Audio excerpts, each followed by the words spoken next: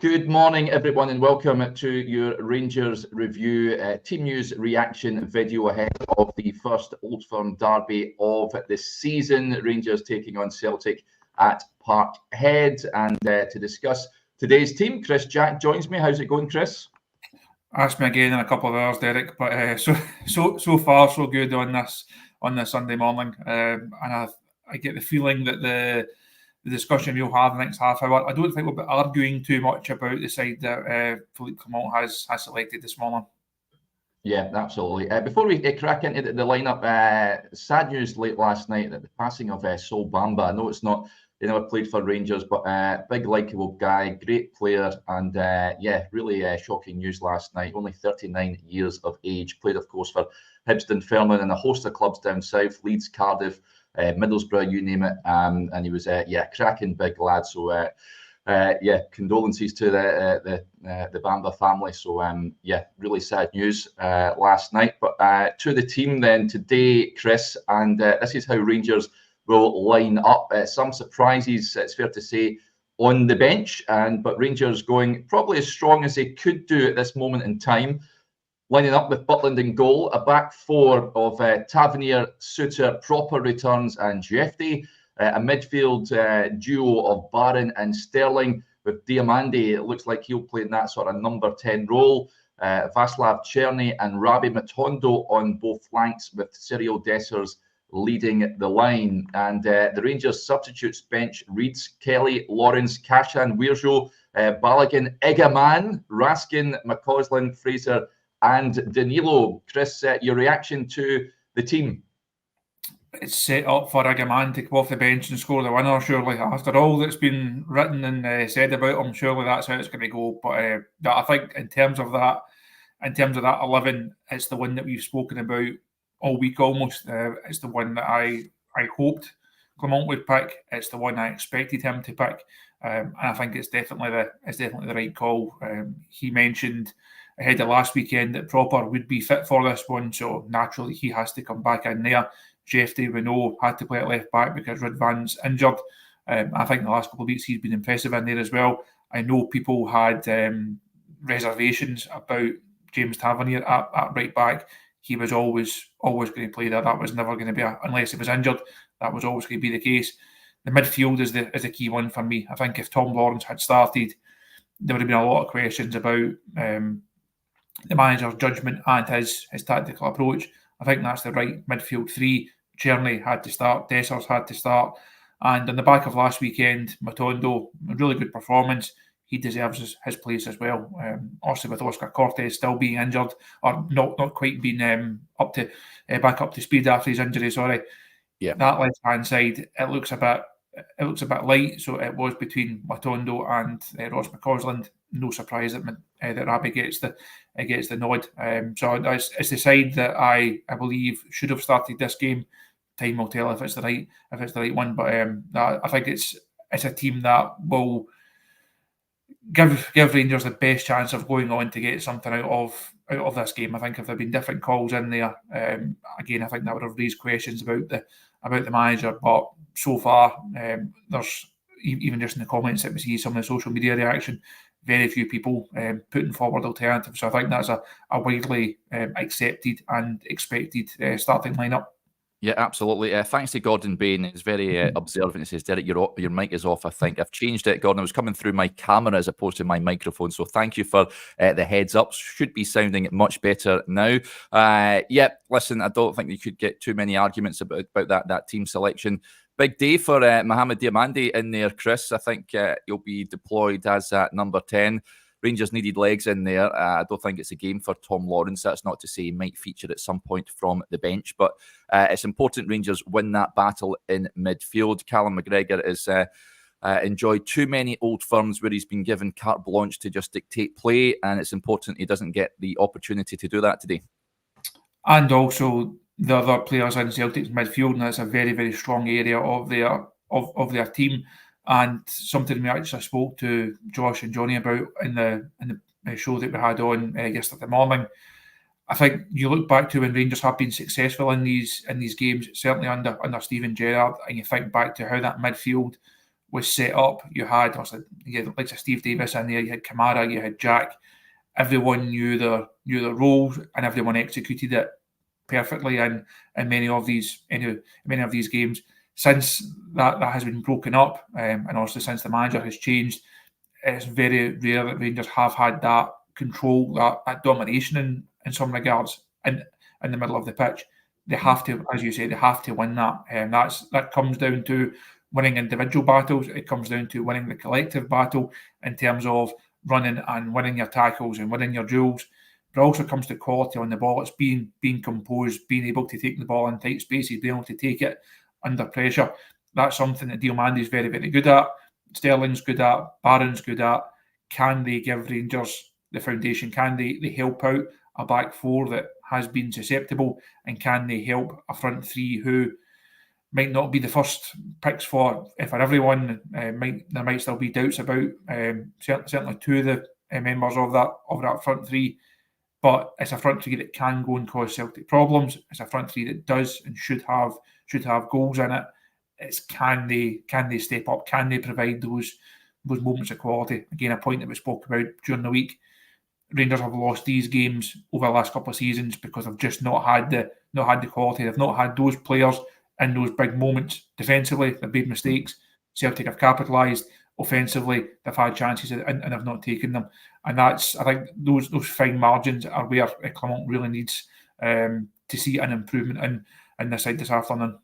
Yep, 4 Old Firm debutants in there, Proper, Jefte, Barron and Czerny. Any concerns about those in their Old Firm debut, Chris? We know it can... the atmosphere can often rile the more placid players. But of the players we heard from Czerny yesterday, I think he'll thrive in this environment. It's already silenced the Parkhead crowd before. Oh, how I'd love him to do it again. But Conor Barron, I don't think will be fazed by this. Jefte and Proper, I don't think it will be an environment they've experienced before. I think if you're going to have fears over any of them, it would be Jefte, and that's probably being slightly unkind to him because we don't know his mentality yet. We don't know enough about him. We don't know how he reacts in these situations, purely based on profile and what he's done in the game and levels of games that he's played in. He's probably the most susceptible one to perhaps get caught up in it, just because younger guy, not played a lot of football for Rangers, not played in an atmosphere like this before. He's maybe the one that you would say, will Celtic try and get to him. If he can come through it and he can impress and he can go and play well and really stand up to it, that would say a lot about a young man and really say a lot about where he can potentially go in his Rangers career. Czerny, no fears over him. Played for big enough clubs, played in big enough games. As you say, played at Parkhead before. Wouldn't have any fears over him. Conor Barron, I think, has settled into being a Rangers player really, really impressively. Hasn't played in an Old Firm before, but has played against Celtic before, so I don't think he'll be fazed by it. And you would hope that Robin Proper, having been club captain previously, having played big games, you would highly doubt that he's going to suddenly throw in an absolute stinker today. That's not to say he might play badly, but it shouldn't be because he's allowed the atmosphere and the occasion to get to him. He should be fine. So yes, it's not ideal having these guys coming in making their debuts at Parkhead, especially with no Rangers fans there, as I've discussed previously. But I don't have huge fears over how they will get through it. And there's enough other experience within the squad to be able to go and handle it now. Yeah, I agree with you on Jefte, the only one. I just hope that he doesn't sort of rise to, no doubt, the bait. And I just imagine that Celtic will look to target him. But Proper. Interestingly, when I spoke to Johan Brinkel off air the other day there when we had a chat about Cassin Weirjo, he was discussing Proper in detail, and he says he always did really well when he came over to De Kuip and played against Feyenoord for FC20. So, no sort of concerns over him. Hopefully he and Suter can have an error-free afternoon. This just got a slightly left field, but a valid point nonetheless. Finn Fogel says, Derek, are you running a sweep on which Rangers player will get a goal chalked off today? We aren't, but if I had to choose one player to get a goal chopped off today, I'm thinking Cyril or Vaslav, Chris. If a goal's getting chopped off, who's it coming from? Hopefully no one. Hopefully we're not speaking about refereeing decisions or controversies, because we've had that not so often in this fixture over the last couple of seasons. It was a major talking point, obviously, last season. It would be nice if after an Old Firm we can just talk about the football, talk about the key moments, talk about who's played well, hopefully from a Rangers point of view, and where this leaves the team and the manager and the players. Hopefully that's the case, because discussing referees and conspiracy theories and VAR, it does get slightly wearying after a while. So hopefully there's nothing like that. On Dessers potentially getting a goal, he was obviously the victim of that a couple of times last season. We spoke the other day about players that need big moments in their Rangers career. Cyril has started this season really impressively. He's looked a different player in his first few weeks compared to how he looked the first few weeks of last season. If he could get a goal, and it could be a big goal, not a consolation one in a defeat, if he could provide a match-winning moment in an Old Firm game, what a difference that would make to his standing amongst the Rangers support. It would take his confidence levels up even more. And see a number of the comments, people coming in, they fancy him to get a goal. This is probably his best chance, because he's in a really good vein of form. There's good players round about him.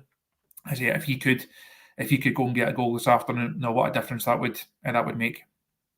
I fancy him, I've got to say. I think he's in a good headspace at this moment in time. He's banging the goals in, and going through the business today. There's an interesting point came in here from Scott, and it's a valid one. He says Tav has to be on his game today. We touched on, I said that they might target Jefte. They will certainly target Rangers' right-hand side, Chris. It's proven to be a bit of a weakness, it's fair to say. Tav nowhere near the level of form that he has been previously, and I think Dujon Sterling will have to help his teammate out at times today.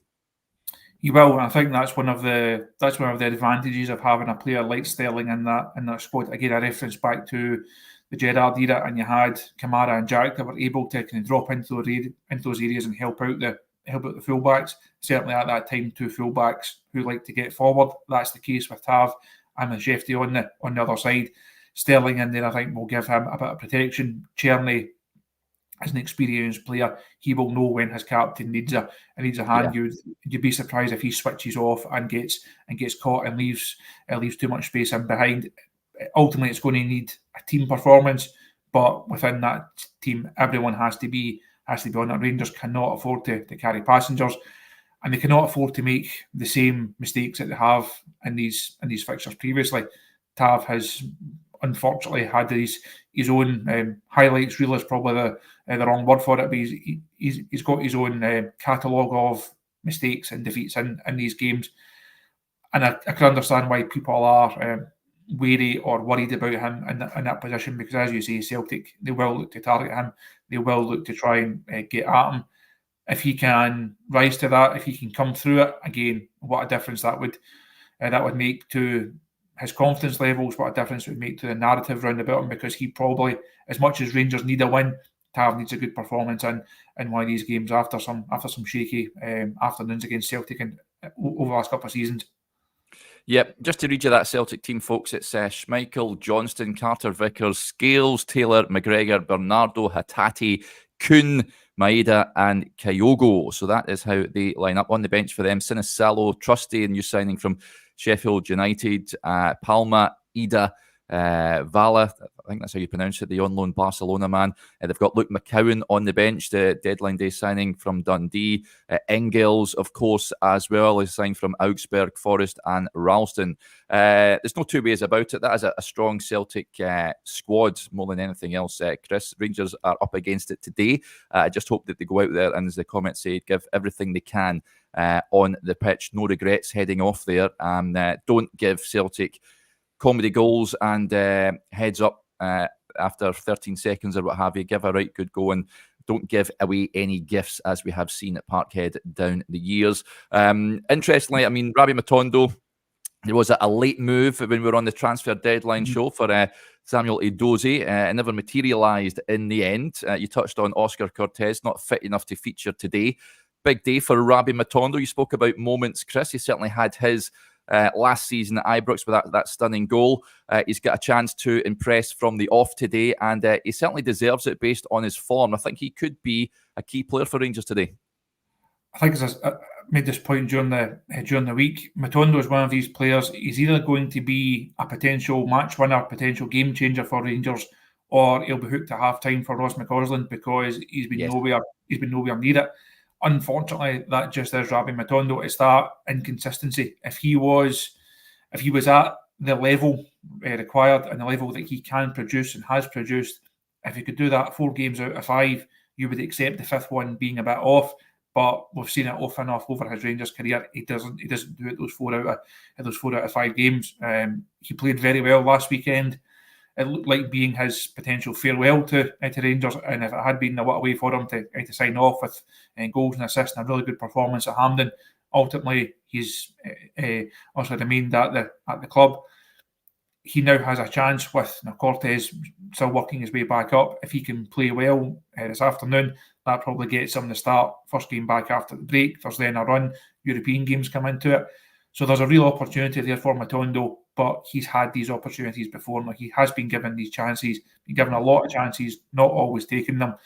But I think he should be the type of game that hopefully plays to his strengths in terms of a bit of space in behind. We know that Celtic will look to dominate the ball when you expect Celtic to come at you. Rangers, they need to be good in those transition moments. If you can find the balls into the right areas, in the right spaces, and you can get Matondo and Czerny in behind and get them away, they both do have the quality to cause Celtic problems. Matondo has shown that in this fixture before. So yeah, as you say, it's a really big afternoon for him, and I say time will tell if he can grab the opportunity or not. Yep, let's talk about the bench then, and great to see Hamza Igaman on there, Chris. Now, by all accounts, he is impressing in training, and he's now featuring on the bench for Rangers. Will we see him at some point today? Who knows? But great to actually see his name in a matchday squad. It's taken a wee bit of time, but I don't think there's been as much said and written about a guy who has not kicked a ball for Rangers for quite some time. The manager's been asked about him a lot. I think he's done well to actually keep a bit of a lid on it. He's not tried to build him up too much. It's clearly taken a bit of time to get him up to fitness, to get him up to sharpness, to get him accustomed to Glasgow, to Rangers. Clearly a big move for a young man and a relatively inexperienced footballer. It's a big thing to come into a club like Rangers. I think it's just good to see him on a team sheet. It shows that he is slowly but surely getting there. Yep. We've spoken about Dessers and the weight of expectation and the burden that's been on him to play the minutes, to score the goals, eased slightly by Danilo coming back in. But again, manager being very patient with him. He will continue to be patient with Hamza Agaman, but no, it's good just to see him involved. And if you need a goal and Rangers are struggling, they need to find something from the game. Be interesting to see who the manager goes for in that situation. Or if the flip side of that, things are going really, really well and the Rangers are in control and they're going to win the game, is it then the time to go and give them 5-10 minutes at the end? I think it's very much situation dependent. But it's almost like bringing in academy players. You bring guys in just to give them a wee taste of being in and around a first-team squad. He will get to see what the dressing room's like. He'll get to experience the Old Firm atmosphere. So I think even from a mental perspective, even if he doesn't kick a ball this afternoon, it's just good to see him involved, and it should really bring him on this journey that he's on. Yeah, I'd like to see him unleashed.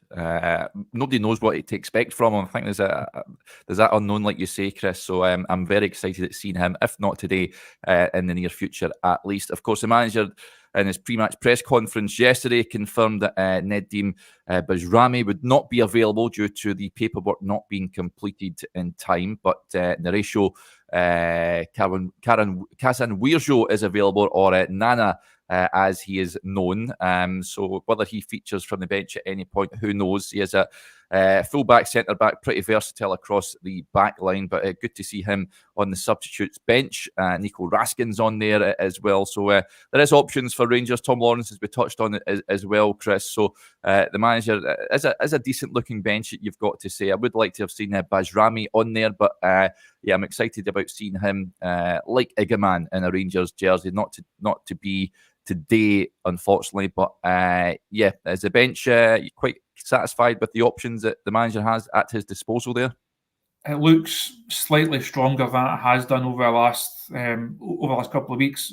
Also, we spoke a lot about this on deadline day the other night there, and I think all the guys that are on the show agreed that Rangers were still a wee bit, still a bit short in certain areas. I think if there had been another signing or another two signings, it would have given people a bit more optimism, not just for this game, but for the rest of the season and what Rangers can go on to achieve. Time will tell in the long term whether this squad is short or not. I fear it will be, but happy to be proven wrong in that regard. I think the good thing is you now have players returning from fitness, or from injury, sorry. So Ridvan, the manager, has touched on again. Once he's back, he's then hopefully at that stage got a full hand to choose from, and having a couple of new signings, having everyone back up to speed. The squad is slowly but surely getting there. I say time will tell if it's going to be good enough, but it certainly looks a bit stronger, looks a bit healthier than it has done at stages so far this season. Yeah. Right. I was going to ask you for a prediction there, Chris, but the comment came in saying it'd be, as Brian says here, I would take a draw and run it right now. I agree with Brian. If Rangers can come away without any damage inflicted in regards to the title race, then I'd take that. Heading into the international break, you don't want to be 5 points behind. We touched on this on Friday night, Chris. You don't want to have a mountain to climb already this early in the season. No, and yes, it's, as you say, I think early in the season is the key phrase there. It's still very early in the season. Even if this one was to go badly for Rangers and they were to fall 5 behind, yes, it would ask questions of the manager, and people would look at the transfer business, and there would be the usual Old Firm inquest. Rangers would then have to stew on it over that international break. In the bigger picture, which is what the manager will look at, he will say there's 3 Old Firm games left. There's 2 of them at Ibrox. There's plenty of games to be played. There's lots of time. You look at the ground that Rangers were able to make up. Once Clement came in last season, he will say 5 points. It's not ideal, but it can be won back. And of course, it can be won back. It wouldn't be, if Celtic win this game today, no one is going and putting green and white ribbons on the trophy. It would be a big result. It'd be a big psychological blow for Rangers, but they would still be able to come back from it. If Rangers could get a positive result, the flip side of that, all of that I've just said, the flip side then applies. Now, what a huge result that would be, confidence-wise, momentum-wise. It would settle a lot of nerves, I think, within the Rangers support. So now we know the importance of these games. We know what the fallout is from them, win, lose or draw. I think if Rangers could come away from Parkhead with something, it would feel like a big result for them. Yeah, absolutely. Thanks, incidentally, to you guys for identifying a few infiltrators in the chat. They have been swiftly removed. A bit of a strange one tuning into the Rangers show prior to the Old Firm game. But each to their own and all that. But looking forward to this one. Just a little over half an hour away from kickoff at Parkhead. Rangers going into that game, hoping to, close the gap at the top. Aberdeen leading the way after another win at the weekend. They're certainly doing well under their new manager, a 100% record for them. So Rangers with the opportunity to close that gap to 2 points this afternoon, and let's hope they can go out there and do the business. For those of you that are on Twitter, we'll do...